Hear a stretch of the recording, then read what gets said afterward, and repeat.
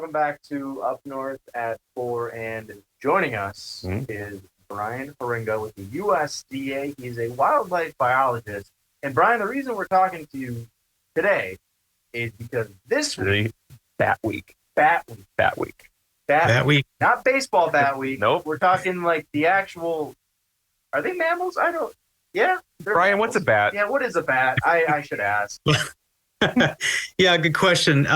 Bats are a mammal, and actually our only true flying mammal out there. So there are flying squirrels. You know, people know about flying squirrels, and they only fly in their name. They're actually gliding animals. So bats are the only mammal capable of true flight that we have. So already I've learned something. Yes. Flying squirrels are frauds. We need more Bat Weeks. We're learning stuff. We need more Bat Weeks. So, Brian, we should talk about that. What is Bat Week? What is this week all about? Yeah, so this October 24th to the 31st is International Bat Week. And it started out kind of like it started to build up steam and was kind of a U.S. celebration, but it's kind of grown into something that's now celebrated worldwide. And it's focused on teaching people about bats, about the importance of bats, kind of demystifying those myths and stories that we all knew growing up, like bats get caught in your hair and you know, bats lay eggs and all these things that are not true. Bat Week kind of like stems from teaching people the true facts about bats and also how important they are for the environment and also how integrated they are into our everyday lives. Let's dig deeper into that because bats are great for the forest, correct?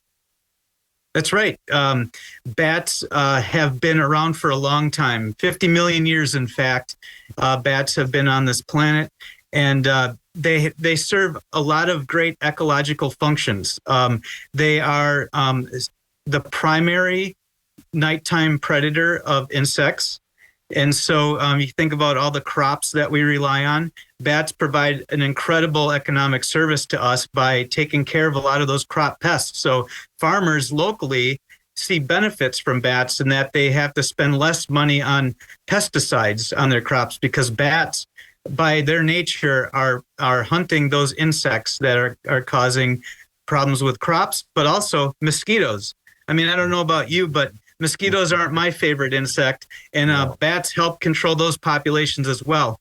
All the bats in Wisconsin, which there are 8, are all insect-eating bats. And across the world, 70% of all bats are insect eaters. So you can thank bats for helping control those insect pests. Learning more stuff. I love bats. Love bats. Bats are great. Bats also, are our friend. You mentioned it. There's 8 different species of bats within Wisconsin. For starters, I didn't even know there were that many species of bats. How many are there across, like, not just Wisconsin, but across the world? Yeah, worldwide, there's about 1,400 different species of bats. And if you want to bring that back closer to home, there's around 40 species in the United States and Canada. Wow.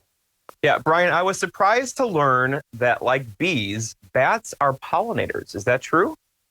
Yes, that's true. So in Wisconsin, not necessarily. Like I mentioned, a lot of all the bats here in Wisconsin are insect eaters. But in the United States, we do have a handful of bats in the kind of the desert Southwest that are the primary pollinators of certain cactus species. Worldwide, bats are important for pollinating many crops and also for spreading seeds. So there are fruit-eating bats out there that will pick up fruit and carry it and drop it, or of course, after they eat the fruit, they deposit their waste, and that has seeds in it, and that proliferates more crops in the forest. So bats are exceptionally important. And in fact, some species of plants only rely on the bats for pollination.